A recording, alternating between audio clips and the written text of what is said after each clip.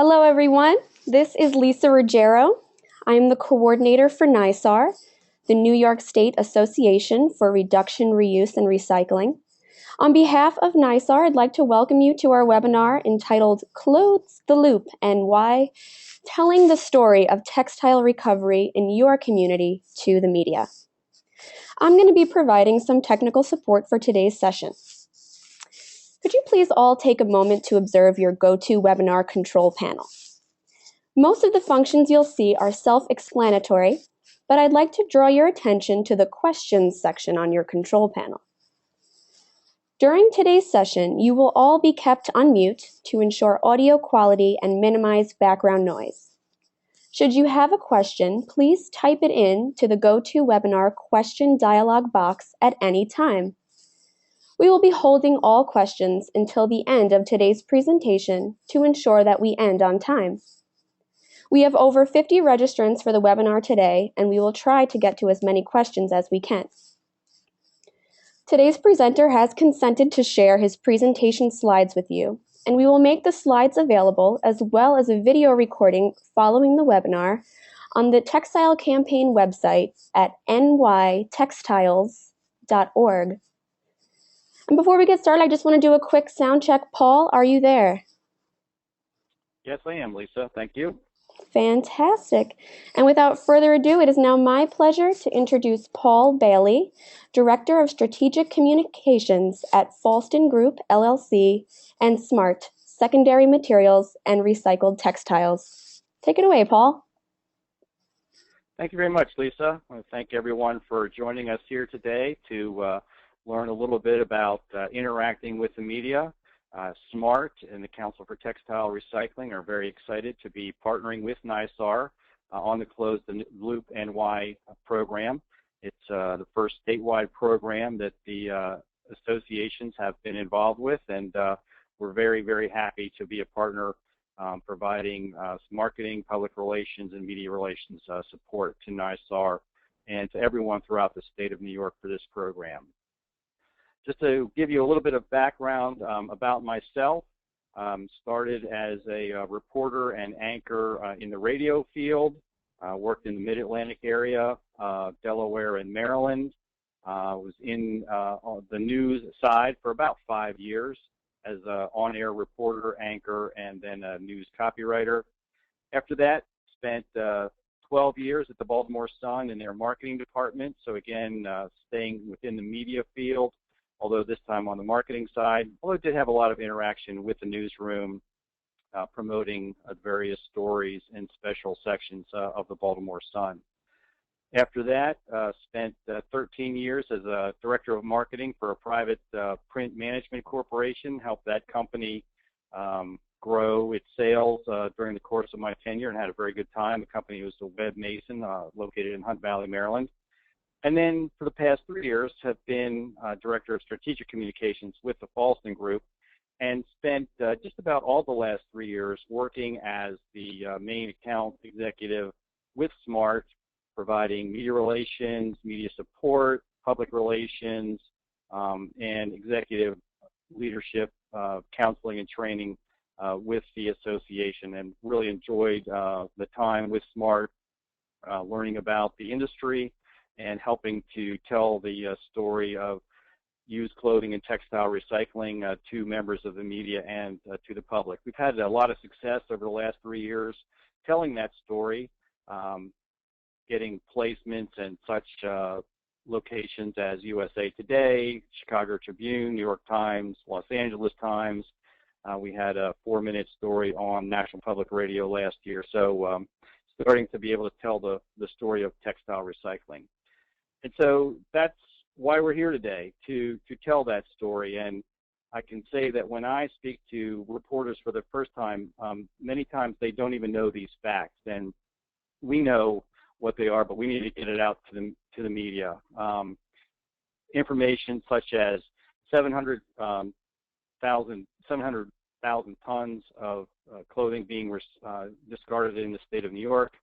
Nationally, more than 12 million tons per year being discarded by the public. For the solid waste professionals, that's 5% of all solid waste going into landfills on an annual basis. And once again, on a national basis, 2.25 million tons, or only 15% of those materials are being reclaimed at the current rate.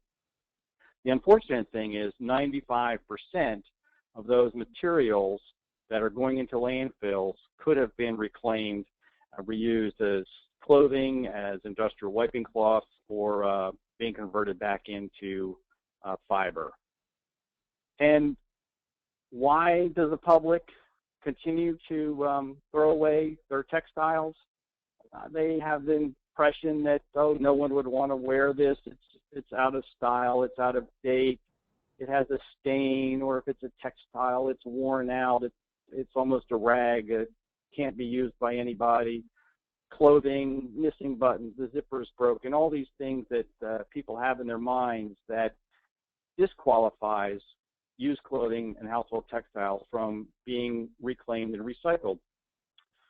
So we have to change that message. We haven't been able to do it yet, and that's what we're working on here with this the program that NYSAR has put together, Close the Loop NY, and that's what our goal is to tell that story to the media, to local government officials, to the public, to take their household textiles, take their clothing, and be sure it does not go into landfill, but it's recycled in one way or another. So what we at the Fallston Group say is, if you don't tell your story, someone else will. When someone else tells your story, it won't be the story that you want to be told. So the best message here is, be out in front. Be the one that is delivering your message the way you want it, providing the information that you want the public to know, and to getting out there, out in front, not being proactive about it, not being reactive. So how are we going to do that? In traditional media, we all know that the traditional media, radio, television, newspapers, all familiar with them and have been for a long time. Obviously, recently, we are in the world of new media, and we don't want to forget those outlets to tell our story. We have local news sites, patch.com. If you're not familiar with that, patch.com, you might want to log on, search the Patch website to see if there's a outlet in your area. If there is, sign up for it so you can submit news and posts to that website and to spread your message on the internet via the patch.com network. There may be other local news sites in your area, local blogs, and of course, if you're working with a municipality or another organization that has a website, getting your message up on that website is very important. You want to have as many placements on websites as possible. Optimize your search options. When people go to Google, Yahoo, and do the searches, you want to maximize your placements on the internet to increase the likelihood that when someone does search, that your information will rise to the top. And of course, there's also social media, Facebook, Twitter, two that I named here. There are many others, sites, LinkedIn, Instagram, all those. But don't forget the social media outlets also when you're distributing your message. So a lot of different ways to go. We're not sure how to get there, so that's what we'll talk about right now. So let's discuss the traditional media options, give you a little bit of background on each one of them, and to give you a sense of what we're dealing with. When we're talking with radio stations, in the last several years, with the proliferation of larger radio networks, fewer stations locally have news departments. So you'll want to identify the stations with a news department that does the local news and be in contact with them. Typically, they have a smaller staff. When you contact them by phone, chances are you're going to be talking with the reporter themselves or the anchor, possibly the news director. So you'll be right in contact with the person who may be coming out to cover your story. In newspapers, larger organizations, more layers, typically when you're trying to get a story covered by the local newspaper, you'll be talking with news editors, generally on the Metro desk. That's the group that assigns reporters to cover your local area.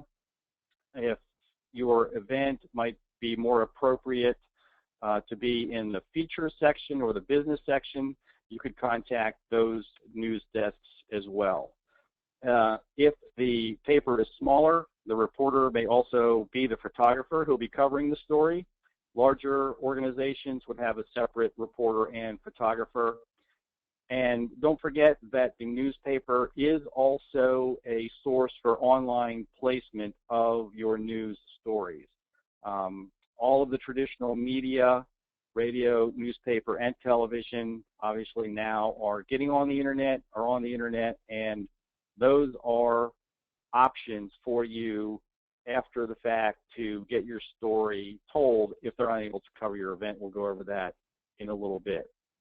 The last of our traditional media is television stations, if there are any in your market. Your primary contact when you're calling a newsroom at a television station will be the assignment desk, the assignment editors. This is the group that determines what stories will be covered. They maintain an editorial calendar several weeks out in advance. We want to get our event on that calendar and follow up with the assignment editors on this story. Smaller markets, the reporter may also be the photographer or videographer. And once again, this is a way for the story to be told online on the television website. So there's our route. Traditional media, social media, but how do we actually get our event covered by the reporters in those outlets? So here we go. We have, through our partnership with NYSAR and as the media relations company for SMART, with SMART and CTR sponsoring the Close the Loop NY, Fallston Group has developed a media toolkit for you to use to help you tell your story. And what we'll do now is I'll walk through each aspect of the toolkit, discuss what it is, how it's used, and give you a true roadmap to get your story into the local media. So we have developed a media placement tip sheet, and what this is just a guide on pretty much everything that we'll be discussing here today during this presentation. Before I go any further, I do want to remind everyone that all of these items are available for download from nytextile.org, and I'll be reminding you again of this at the end of the presentation. So we have the media placement tip sheet, and let me hop over to that very quickly.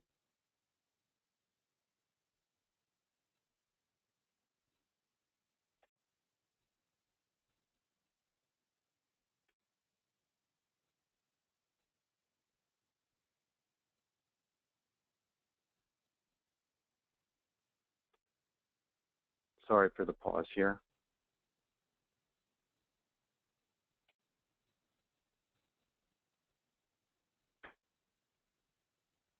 So the media placement tip sheet, as we see here, talks about how you contact, once again, the newsroom, the assignment desk. We'll be doing follow-up emails, phone calls to the assignment desk. gives you guidelines on how to interact with the various media outlets that we will be discussing.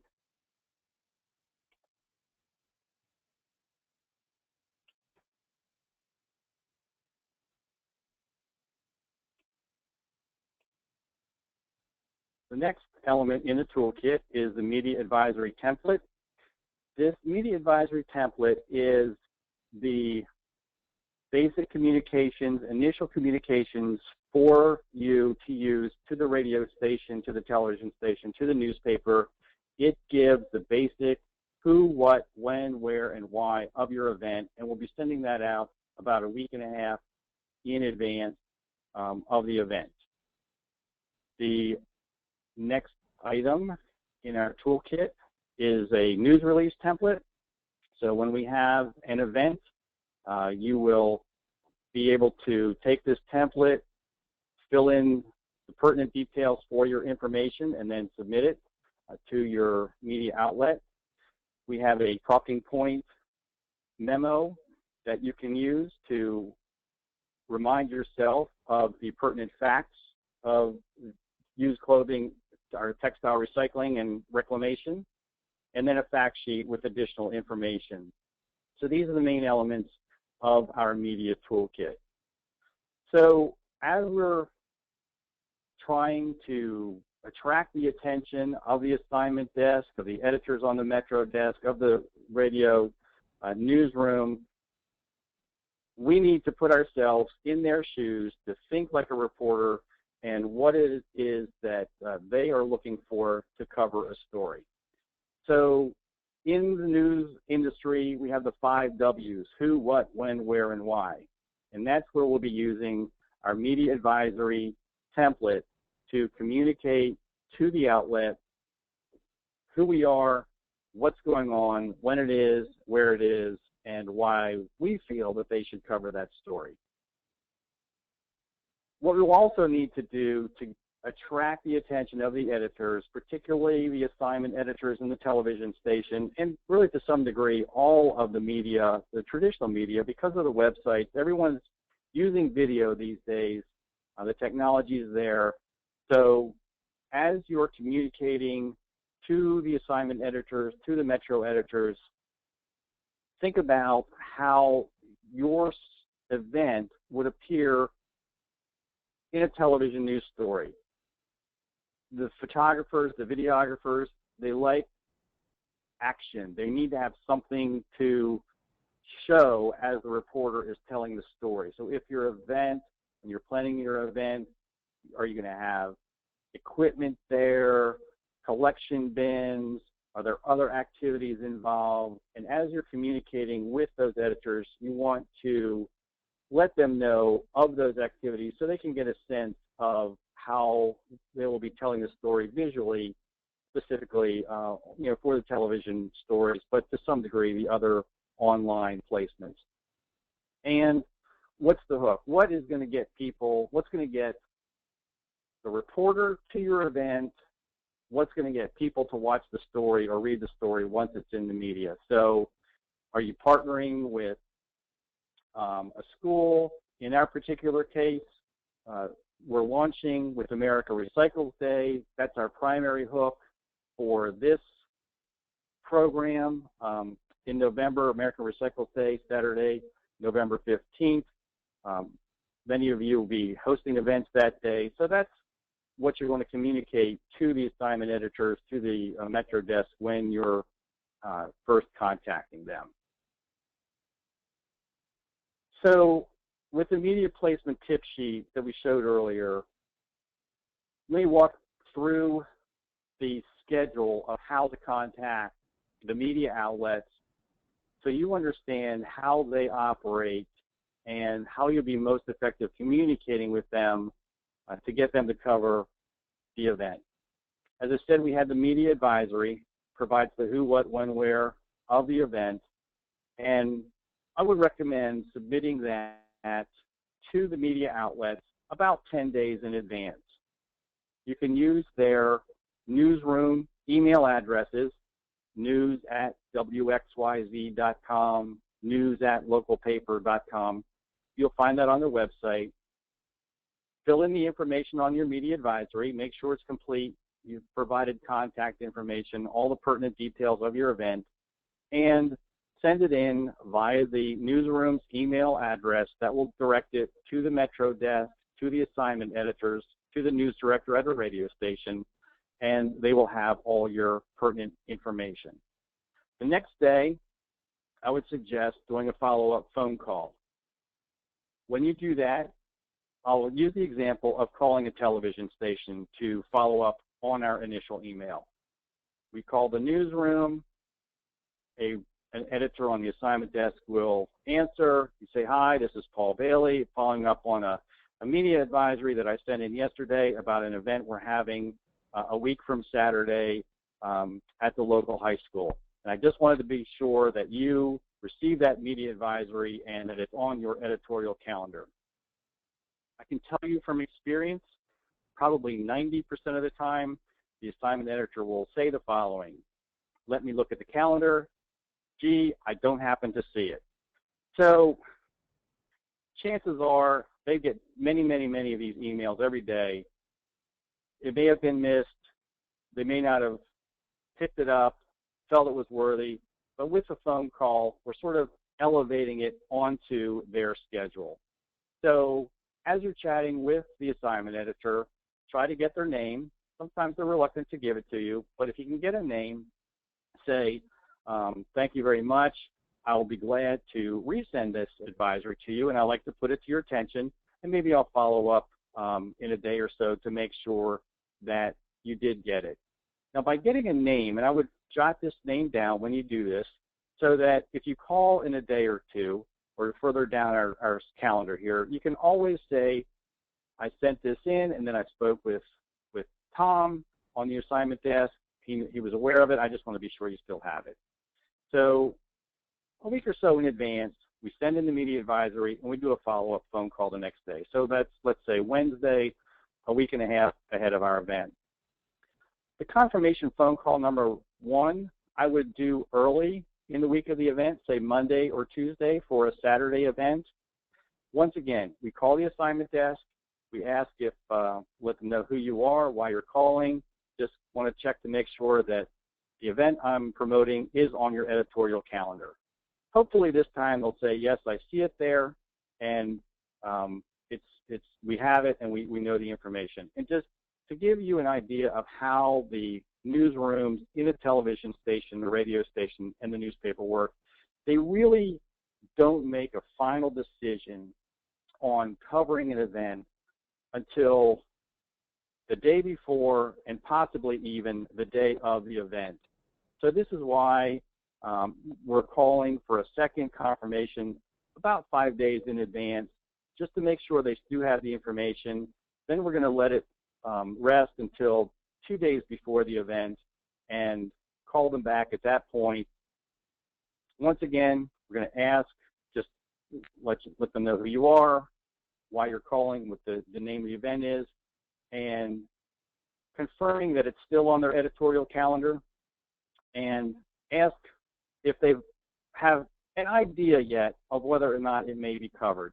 Again, they'll probably say we won't make a final decision until the day of, but you can always respond and say, well, we're just trying to get a feel for how many members of the media are going to be there so that we can make it as easy for you as possible if you do come out to cover the event, so we know who to be watching for when they do arrive. Once again, to make the final call the day before, and just to try to get a confirmation if they're going to be covering it. I will say once again, chances are they will not give you a 100% commitment. There's always a chance of a breaking news story that will pull them away. So you can never get a full commitment that they will be covering your event. But that's sort of the schedule that you'd like to follow, to contact them initially, to follow up, to let them know that you're aware of how they operate, and that you're trying to make it as easy for them to cover the event. On our media placement tip sheet, when you do call, you want to use the talking points and fact sheet statistics to try to get their attention. We've got some good numbers on the amount of materials being thrown away, the economic impact that would be happening locally if these materials were being reclaimed, the jobs that they would be generating. So use those facts to get the assignment editors, the Metro desk editors, to get some interest in your story. You want to paint a picture of the event, tell them about all the activities that you're going to be having there. If you can get the name of the reporter who may be covering it, again, that'll just help you introduce yourself to them when they're at the event, and just to know who to be on the lookout for should they come out to cover the event. If the radio station, television station, newspaper does call you back with a question or an issue that may have arisen, do return their phone calls. We've had many experiences where we've had reporters say, gee, the reason I contact you is you return my phone call when I have a question. You don't try to run away and hide. So if they have a question for you and they leave you a message, do return their phone call or email very quickly, promptly, and be responsive. That makes it easier for them to do their job and might slightly enhance the likelihood of you getting them out there to your event. The talking points document that we have here, some of the key points to talk about. In New York State, 1.4 billion pounds of textiles discarded annually. The lost market value, more than $200 million, said that translates into nearly 10,000 job opportunities that are missed. And another point, according to SMART, average person throws away more than 70 pounds of clothing and textiles per year. On a national basis, that's more than 12 billion tons of textiles being discarded annually, only 15% being reclaimed. The really unfortunate thing, 95% of those items that could have been reclaimed or are being thrown away could have been reclaimed.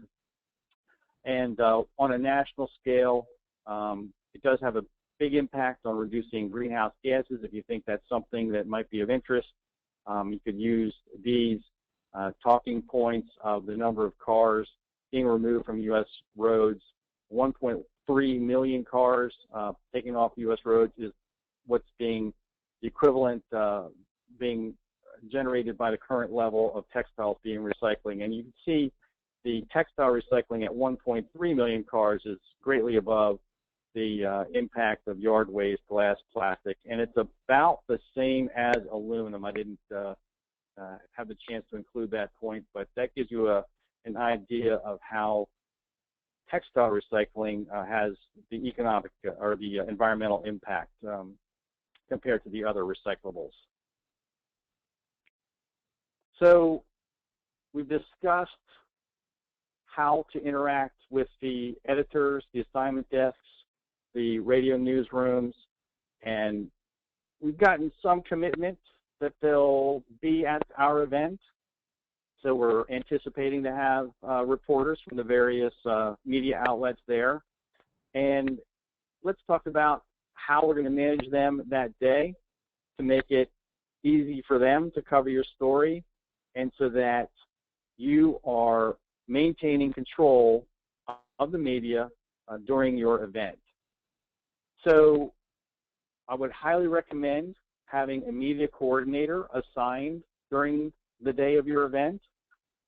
This person's job really is to be on the lookout for reporters when they show up. Obviously, television crew or a reporter from a television station with a camera, very easy to spot. This person should be near the main entrance to your event. Typically, a reporter and should have some sort of identification as being a representative of the event. A reporter would look for that type of a person, come up, introduce themselves, and ask to speak with the main representative for the event.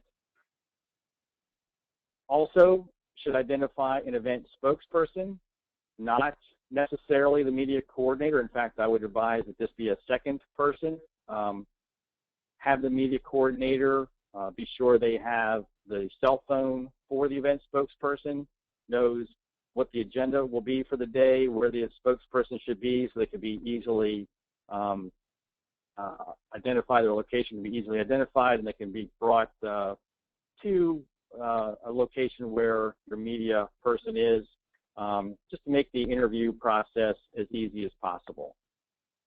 The media coordinator should record who is there from the various media outlets, just to see who came to cover your event. We'll also use this information as a follow-up step. Be sure that the contact information for the spokesperson is available to the reporters as they come online. Your media coordinator may also want to have a handout with the name of your spokesperson, their title, the department that they're with, that they can give to the reporters. We want to be sure that names are spelled properly, titles are correct, and contact information is there. If you're having an event where there's equipment or you're near roads, if your staff is going to be wearing any safety gear, you should have that available for members of the media just in case they need to put on any reflective vests or any other safety gear that might be necessary during the day of your event. This slide is specifically aimed at the spokesperson for the event, and some reminders on how to interact with the media. I will say that because of the nature of the event that we're presenting to the media, this is not an adversarial situation. The reporter is not there seeking a got you type interview. They're there to cover an event where textiles are being recycled. We're talking about America Recycles Day. We're promoting recycling. So it's not an adversarial situation. So while your guard doesn't have to be up, you are still talking to a member of the media. You want to introduce yourself to everyone, to the reporter. If there's a photographer there also, introduce yourself to the photographer, try to get their name, and speak, remember their name so you can speak with them. Don't forget, the photographer or the videographer is a member of the news team. So you should always chat with them, be very polite, see what's going on. But remember, you're never really off the record. So be aware of your conversations.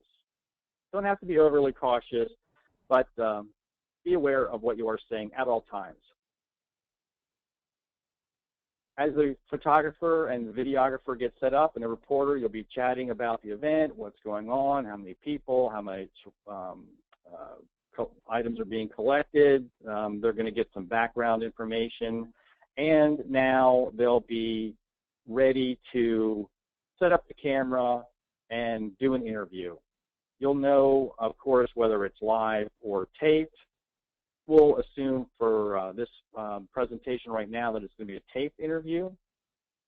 When you're being interviewed, you want to address yourself to the reporter.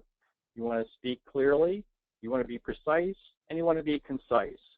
Radio and television reporters will be looking for 7 to 15 second sound bites, answers to their questions. You want to use the talking points and fact sheets, and I would suggest that you actually practice some responses. You'll really be surprised how much information that you can get in 7 to 15 seconds. So you want to rehearse a little bit and be in anticipation of some of the basic questions that they're going to ask you and some of the information that you definitely want to get across when you're being interviewed. One other thing to remember, that you're in control during the interview. If you're asked a question and you start to respond and you lose track, or you sense that you're not providing the information that you want to in a way that you want to do it, simply stop talking. They won't be able to use your answer. You'll be able to gather your thoughts, say, excuse me, I lost my train of thought. Could you please repeat the question? Give you a chance to kind of catch your breath, and then you can start again. If you're being taped, it's they'll edit that out, and it won't be a problem. So you're in control of the answers that you give, and when you're answering, you can also, if you have practiced earlier, you might be able to lead them in a way that you want. So if they ask you how much is being collected today, you can respond and say, well, we're collecting this many pounds, and it's really unfortunate how much is going into landfill when it could have been recycled. And if they're paying attention, they should ask you a follow-up question, and then you can kind of direct them with your answers. And then definitely at the end of the interview, chances are they'll ask, is there anything else that they had overlooked? And be sure that you covered all your talking points. And if they haven't asked you a question, to give you an opportunity to provide the information you want, use that to give them the information. Or if they're wrapping up the interview and you feel that there's something that you wanted to say that they hadn't asked you about, just say, can I add one other thing? And then provide the information that you want them to have. And that may garner some more questions from them and continue the interview. So we're having our event, everyone's there, except the media. And what are we going to do? Because we want to tell our story still. We can become the reporters. Have someone assigned to take photographs, to write a brief news story covering, again, the who, what, when, where, why of the event, who was there. If you're using photos and submitting photos, be sure to provide captions. Be sure names are spelled correctly on photos. For newspapers, television, radio stations, you need to be timely with submitting stories to them. Really, for all outlets, you should be timely. Submit stories to the newsrooms the same day or the very next day after your event. And even in the week or so prior to the event, when you're talking to the assignment desks, ask them if they would accept stories that you submit. Depending on the size of the station and whether or not it's a union station or not, you may or may not have success with that. But often television stations or radio stations will accept stories and post them on their website, even if they don't come out and cover the event. Also, submit your story to local news source websites and use the social media. May even want to have someone assigned the day of the event to post on Facebook and Twitter events during our photographs during the event to try to generate some interest in the social media. And if stories do appear on the local outlets, then do comment on stories that are posted. As part of our efforts, not only have we developed a media toolkit, but Fallston Group has put together additional items for NYSTAR that will be used during this campaign. We have an overall news release to talk about the Close the Loop NY event as it ties in with America Recycles Day. That news release will be distributed the day of the event via a online public relations software system that we have. We have a common practices document that's available. It's about 2 or 3 paragraphs that talks about the textile recycling industry. We've written a letter to the editor that will be distributed by NYSTAR. It's over the heading of the president of the organization, and will be going out to newspapers throughout the state. And we have also developed the script for a radio public service announcement, a PSA, which will be distributed to radio stations throughout the state. All of these, as I said, will be delivered statewide. so we will be supplementing any local efforts that you will be doing in your area with the statewide distribution of these media elements. So, wrapping up here, everything in the media toolkit is available at nytextiles.org. You'll see a link for the media toolkit. Actually, let me pause for just a moment.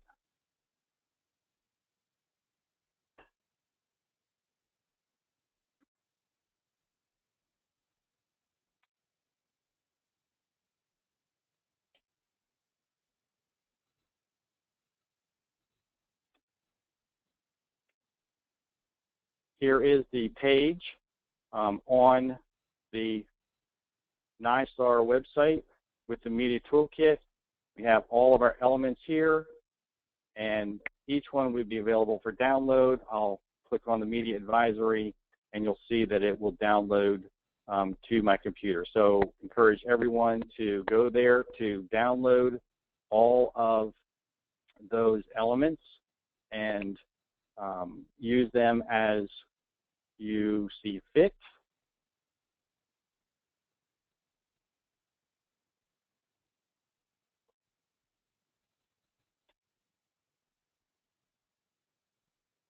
And that wraps up this portion of the presentation. As Lisa said earlier, be glad to take questions. And if you have questions, please submit them, and Lisa will go through them and let me know what they are. Also, if you would like to contact me after the event, please feel free to do so. Email address, paul.bailey@fallstongroup.com, and I'll be glad to respond to anyone that has a question for me that may come up at a later time. Thank you so much, Lisa, do Paul. we have any questions? Yes, Sure. we do have a couple, and folks, you can continue to type those questions in to the dialog box in your control panel. Sure. Paul, that information was very handy for all of the folks who will be participating in our statewide campaign launch on America Recycles Day, which of course you all know is November 15th. I will go into some of the questions. First of all, we had an early question for the web link details. So just a reminder, again, you can go to nytextiles.org, and that will direct you to the page on the NYSAR website with all of the links to all of the resources that Paul has been talking about. Let's see. We have another question here. Dan Rain wants to know if you have any suggestions, Paul, for NPR type radio shows, local NPR radio shows, how to attract their attention, how many days in advance do you recommend for NPR, any other tips specific to them, etc. I would say for the NPR type radio shows, now don't forget, National Public Radio is a broadcast, a national broadcast. Chances are you're listening to an NPR type show, I'm going to guess, on a local college radio station, which may also have its own local talk show or news team.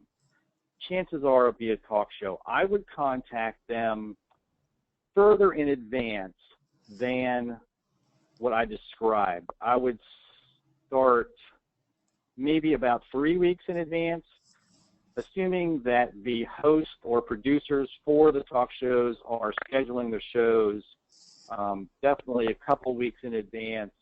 And again, it also is going to depend on the scheduling of the show. If it's a weekly show, you might even want to contact them almost right away to get on their calendar for mid-November.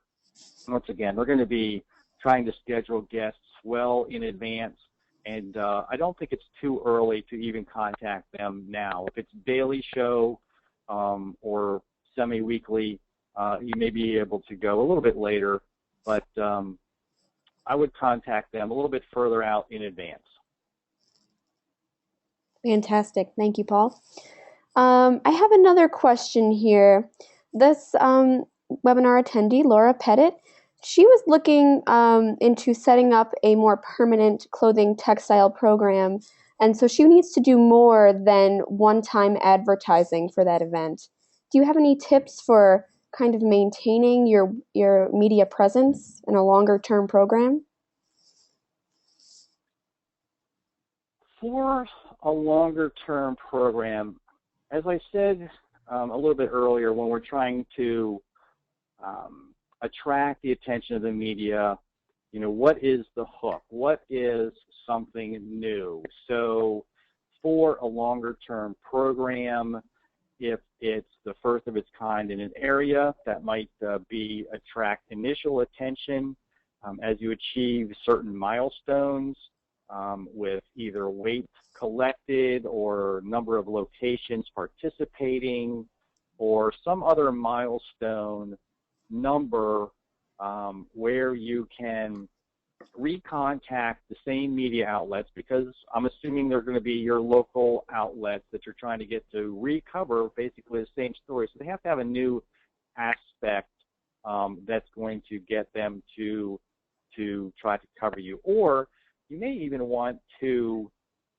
put a little bit of a twist on it. I'm going to make a bit of a leap here and say we're talking about textile recovery, and you may want to present to them that many new products are made from recycled textiles, something that they would not have thought about or considered. One great example is home insulation being made out of recycled jeans. There's a smart member company in Arizona that does that. The product has just left my mind. Ultra Touch. It's called Ultra Touch home insulation. So another thing to do is think about the time of year. During the Christmas holidays, news slows down. During the summer, news slows down a little bit. So you may want to contact your media outlets with the offer to come into their studio to talk about different products that are made from recycled clothing and textiles at the beginning of the end of a school semester, promoting recycling clothing to college students. So think about the calendar and maybe other ways to get spread your message a little bit beyond the fact that we're just trying to reclaim and recycle clothing and textiles. So look for other hooks to attract their attention. Awesome, thank you. Laura was also looking for helpful tips and available collection companies.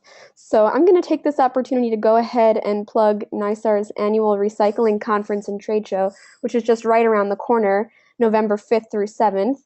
November 5th is going to be completely dedicated to our Textile Recovery Campaign, and we're going to have several vendors at this year's show that are textile collectors and would be happy to talk to those folks who are interested in developing these kind of programs to see, who would be the best fit for your program. So we do encourage you to attend, and there's plenty more information on our website, nysar3.org. All right, then I have some more questions here. Lori Evans wants to know, what are the textiles used for and where do they go after they are collected? Paul, I know that you are the PR firm that works with SMART, but do you feel comfortable taking this question? Absolutely, not a problem at all. SMART would say that textiles and used clothing that are recycled break down in this way. About 40% are reused for their original purpose. So a t-shirt would remain a t-shirt. It may be reused or reclaimed in the United States. If it's donated to a charitable organization, they may resell it locally. Often, clothing items are put into large bales and are shipped internationally. Europe, South America, Asia, Central America, really all over the world, Africa. There is a market for used clothing in its original form. 30% of the items would be cut into industrial